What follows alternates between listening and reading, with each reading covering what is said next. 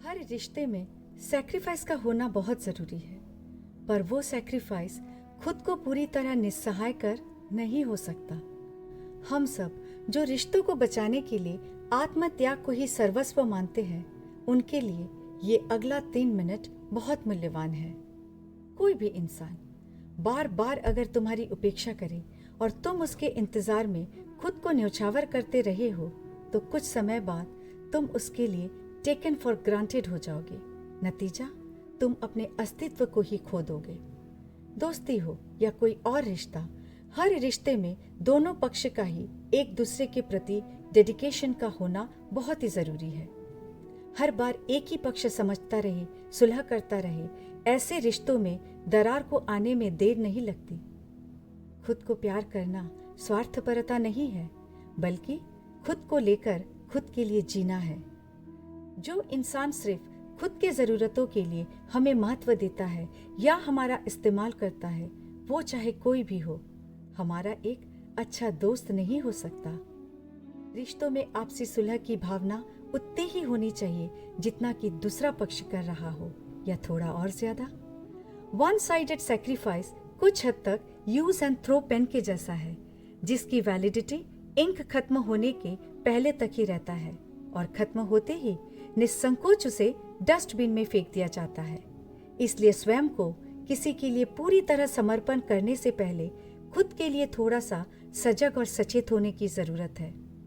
जिस इंसान को पता है कि उसके खराब व्यवहार से तुम टूट कर बिखर सकते हो, वो इंसान कभी कभी जाने या अनजाने में ही तुम्हारे साथ गलत व्यवहार करे, तो समझ जाओ तुम उसके लिए सिर्फ एक प्रयोजन मात्र हो, प्रियजन नहीं।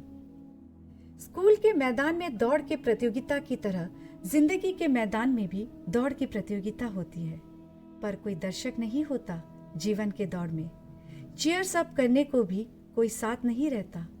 खुद को ही लड़ना पड़ता है, दौड़ना पड़ता है, चुपचाप अपनी समझ और आपसी समझ से।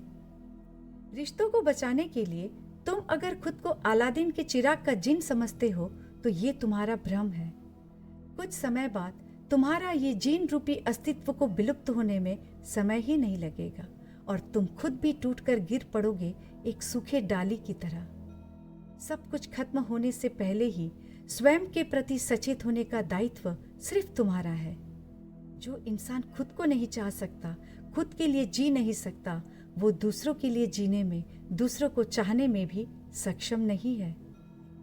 किसी रिश्ते को बनाए रखने की जिम्मेदारी एक का नहीं, दोनों पक्षों का बराबर है।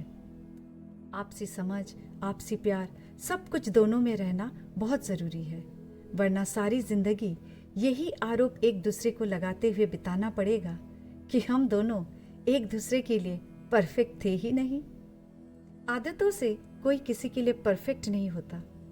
किसी रिश्ते में परफेक्ट शब्द तभी एडजस्ट होता है जब सैक्रिफाइस और अंडरस्टैंडिंग दोनों ओर से बराबर हो, क्योंकि अंततः आपका शारीरिक रूप से स्वस्थ होने के साथ साथ मानसिक रूप से खुश रहना, सहज सरल होना ज्यादा महत्वपूर्ण है। मन से अच्छा रहना, खुश रहना ही वास्तविक रूप से अच्छा रहना है। तो आज से खुद के लिए थोड़ा सोचिए। खुश रहिए, अच्छा रहिए। Composition Padmavati Mandal, translation and narration Pratima.